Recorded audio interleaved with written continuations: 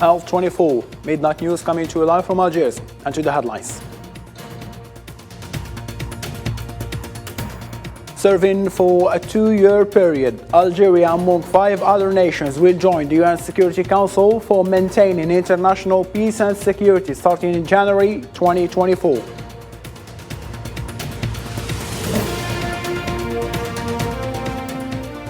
As some residents in the Nile region reported being under siege with food shortages, battles raged in Sudan's capital, Al Khartoum.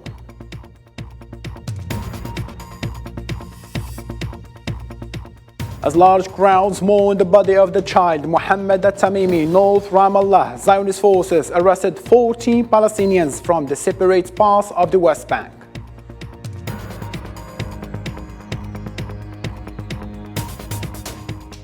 In Europe, while Russia accused Ukraine of the damage, Kiev also claimed that Moscow is the one responsible for the explosion of the dam and the hydroelectric power plant in Kharkiv.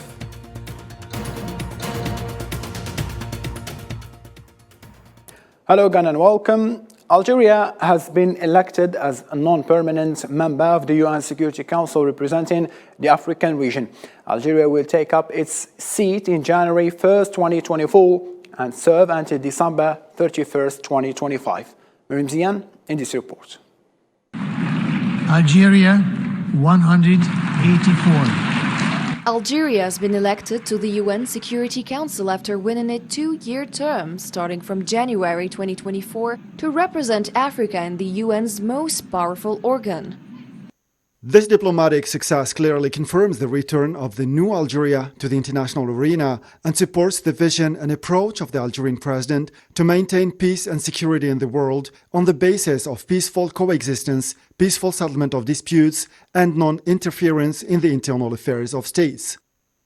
Algiers convinced the majority of the General Assembly members of the UN in New York, securing 184 votes out of 192 to become a non-permanent member of the UN body, which has the daunting task of maintaining international peace and security. By joining other members of the premier body, Algeria will be able to defend the interests of African and Arab countries and contribute to the resolution of conflicts in Africa, which require urgent attention and concerted action. Algeria will ensure that the voices of Arab and African states are heard and that common strategic interests are defended on various issues falling within the prerogatives of the Security Council. With her constant diplomatic principles and permanent commitment to the enforcement of international law, Algeria will play a crucial role in contributing to the decisions taken by the UN organ and will be able to debate about global crises, regional conflicts, and security challenges that arise in today's world.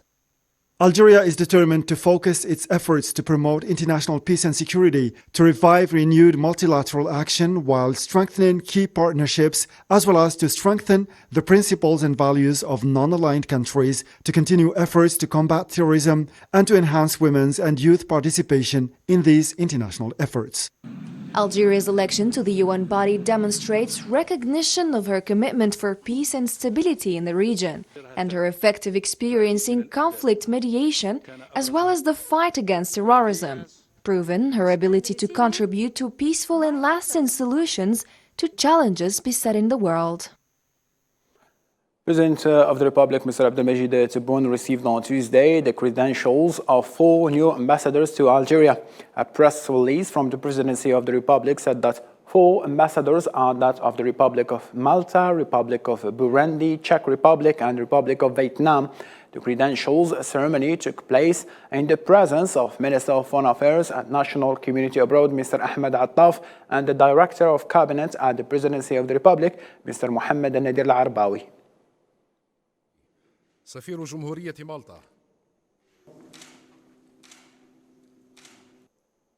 The Minister of Foreign Affairs and National Community Abroad, Mr. Ahmed Attaf, has appointed Al-Winnas Maqarman as a new Secretary General in the replacement of his successor, Ammar Billani, who has been appointed as Algeria's ambassador to Ankara. This came following the diplomatic movement approved by the President of the Republic, Mr. Abdelmajid Tebboune.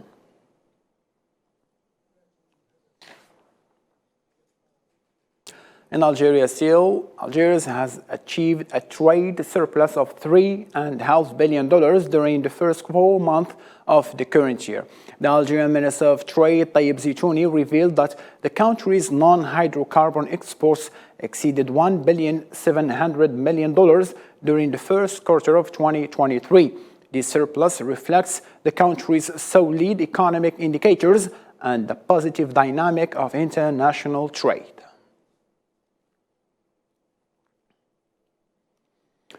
In Africa, still in Libya, the 6+6 committee postponed announcing the agreement of the laws regulating the presidential and parliamentary elections, which are scheduled to take place before the end of the current year.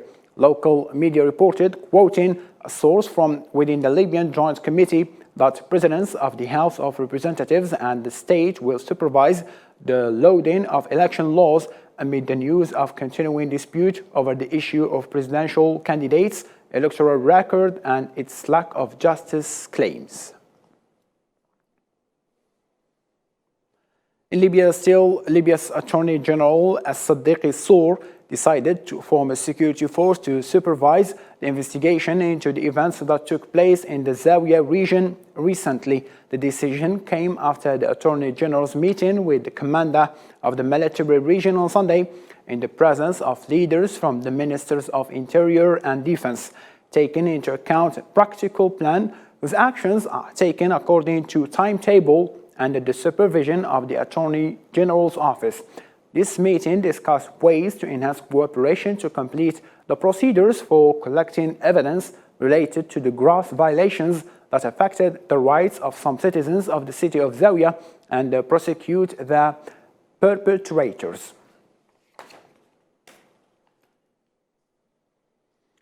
Giorgia Meloni, the Prime Minister of Italy, who visited Tunisia, said that she is working with the Tunisian government to prevent new departures of migrants toward Europe.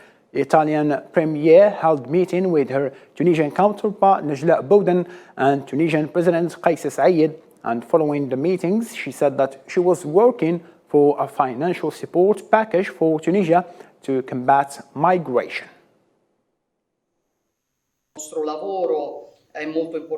This work is also very important in terms of combating irregular immigration. It is a phenomenon that affects Tunis and Rome equally as much. We have agreed with President Saied that it is essential to strengthen cooperation in this area, according to an approach that obviously cannot be solely about security, an approach that must be global, that must take into account the right of people not to have to immigrate, not to have to flee their homes, their families, their lands trivially because they don't have an alternative.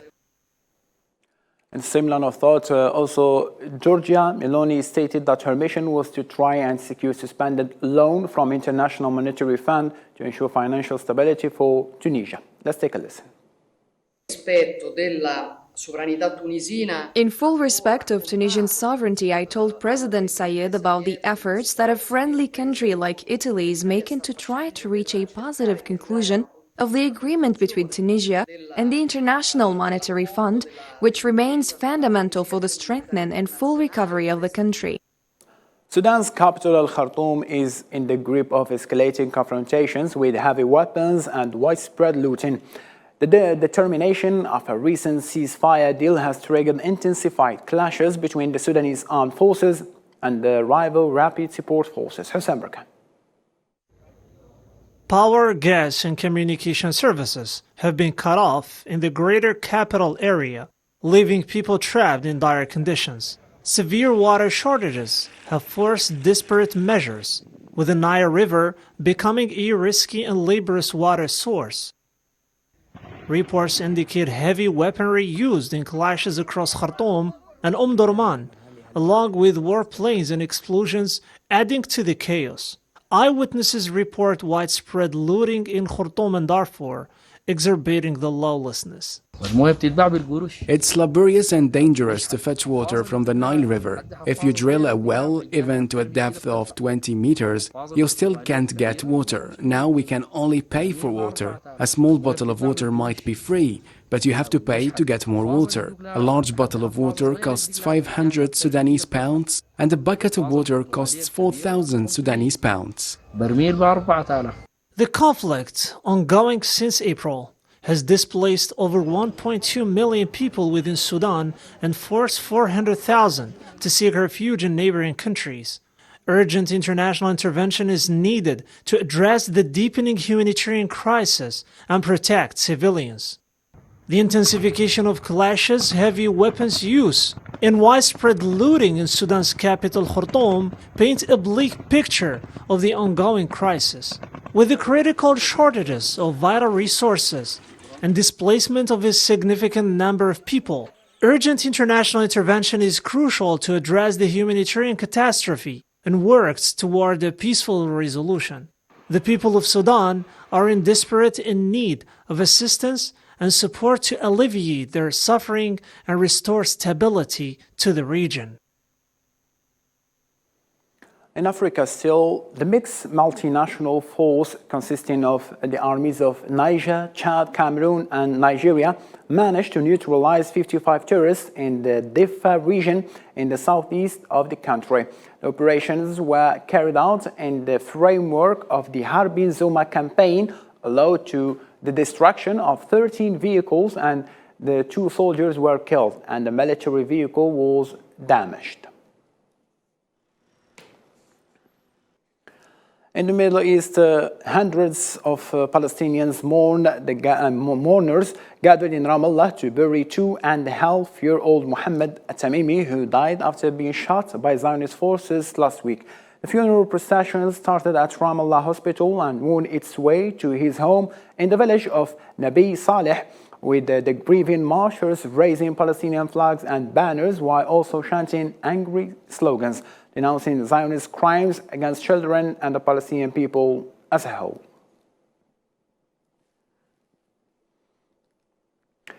The Zionist occupation forces arrested 14 Palestinians from separate parts of the West Bank.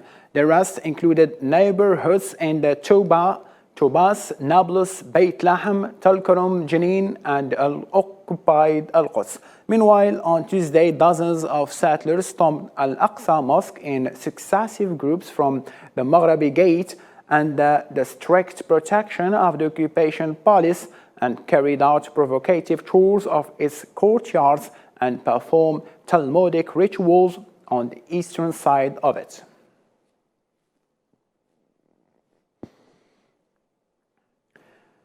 Now, still in Asia, the vote counting process has begun in Kuwaiti parliamentary elections, in which 207 candidates, including 13 women, are competing for 50 seats in the National Assembly. The number of voters in Kuwait is more than 794,000, distributed among 759 electoral committees and 118 polling centers in 6 governorates.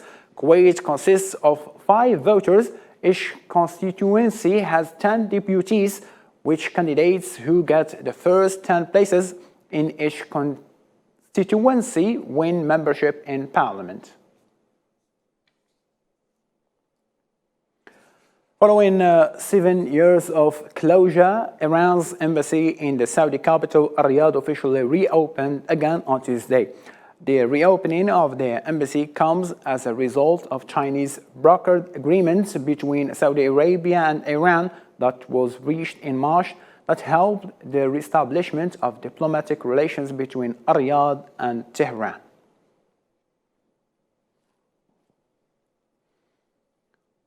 Iran presented what officials described as its first domestically made hypersonic ballistic missile on Tuesday, and a development likely to heighten Western concerns about Tehran's missile capabilities. Named Al-Fattah, the missile was unveiled at a ceremony attended by President Ibrahim Raisi and commanders of Iran's elite Revolutionary Guards Group. Hypersonic missiles can fly at least 5 times faster than the speed of sound and on complex course, which makes them difficult to intercept. At a distance of 1,400 kilometers, we can accurately hit any target we want, and no anti-missile system can deal with it. This knowledge and science and defense, as well as missile and military industries, have been indigenous in our country.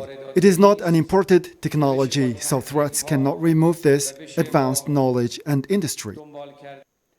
Now, moving on to Europe, following the bombing of Nova Kakhovka Dam, Russia and Ukraine stated to trade accusations over the incident. This dam is very crucial as it represents a reservoir of water for farmers and residents in the area. Nabil Khazini, this report.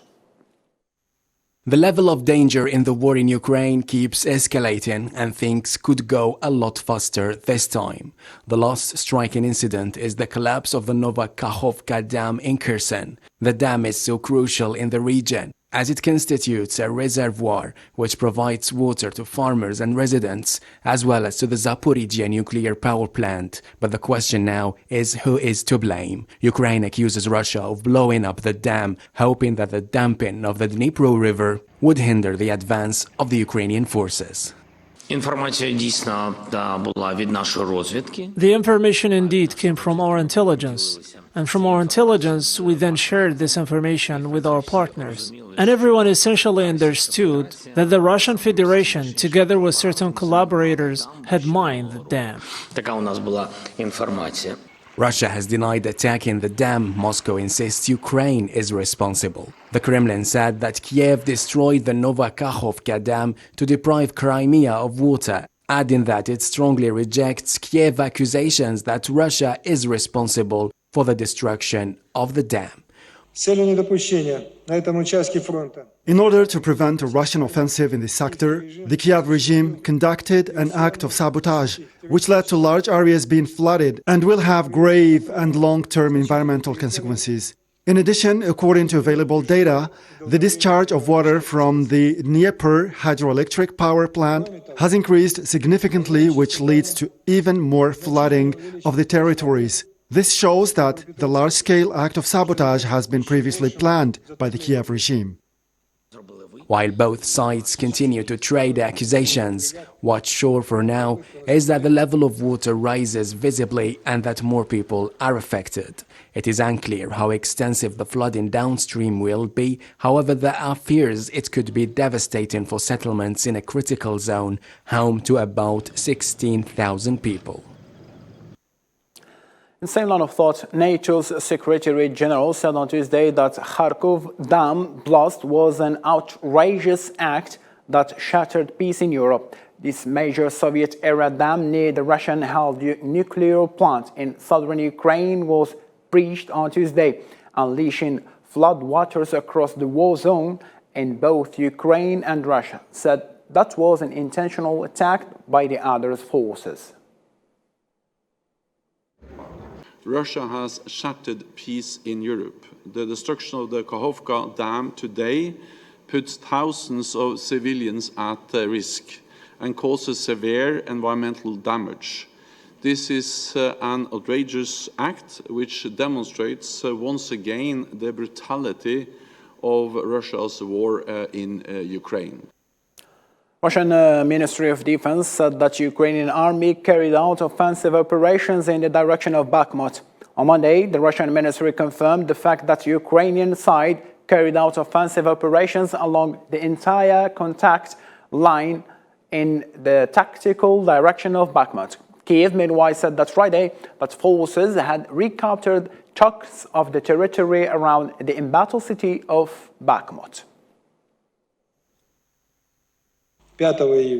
Within 3 days, the Ukrainian regime has launched the long-promised offensive in various sectors of the front, amassing a large number of troops and weapons for this purpose.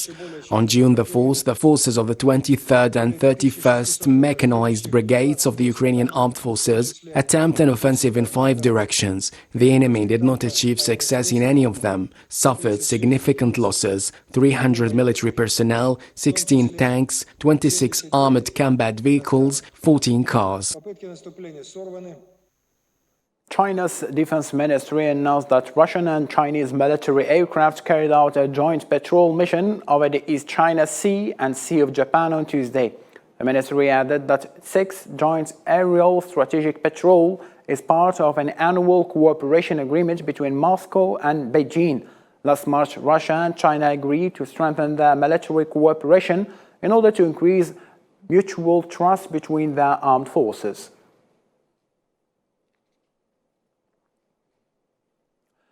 The Turkish new cabinet held its first meeting under President Recep Tayyip Erdogan on Tuesday in the country's capital, Ankara. The Turkish president said that the new cabinet will serve the entire nation with law. Early on Saturday, Erdogan unveiled his new cabinet after his inauguration in Ankara.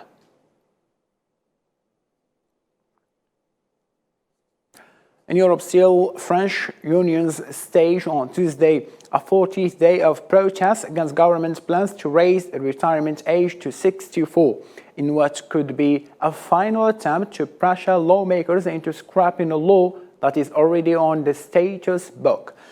Thousands staged an initially peaceful demonstration in the city of Nantes, which include union members carrying banners smoked from red flames and a choir. President Emmanuel Macron's decision to force the reform through with special constitutional powers prompted angry protests this spring, but the issue has slowly moved down the media agenda, making it harder for unions to mobilize.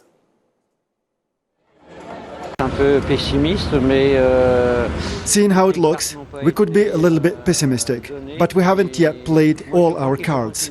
And I think we need to keep going. We need to go until the end. I agree with the CGT union's position. We need to continue to block. We need to show that we disagree. I don't know how long, but we need to continue and do our best to challenge this law. Coming back to Algeria, a collection of 1,140 ancient coins dating back to more than 1,500 years ago were discovered during an excavation authorized by the Ministry of Culture, the archaeological site in the municipality of Mauderouche in Soukahrache. Archaeological research is ongoing in order to achieve further scientific achievements to crown the efforts of the research team in charge of these excavations led by Brahim Bourahli, archaeologist and teacher at the University of Algiers. And in our news bulletin with the sport events, Real Madrid's Ballon d'Or winner Karim Benzema has signed a 3-year contract with Saudi Arabia's Al Ittihad club starting next season. Benzema is officially joining his former Real Madrid teammate Cristiano Ronaldo in the Gulf Kingdom after a 5-time Ballon d'Or winner moved to Al Nassr from Manchester United following last year's World Cup. It's worth noting that the Spanish club, Real Madrid, announced on Sunday that the 35-year-old was leaving the club after 14 seasons of career with a merengue full of 25 titles, notably 5 UEFA Champions League.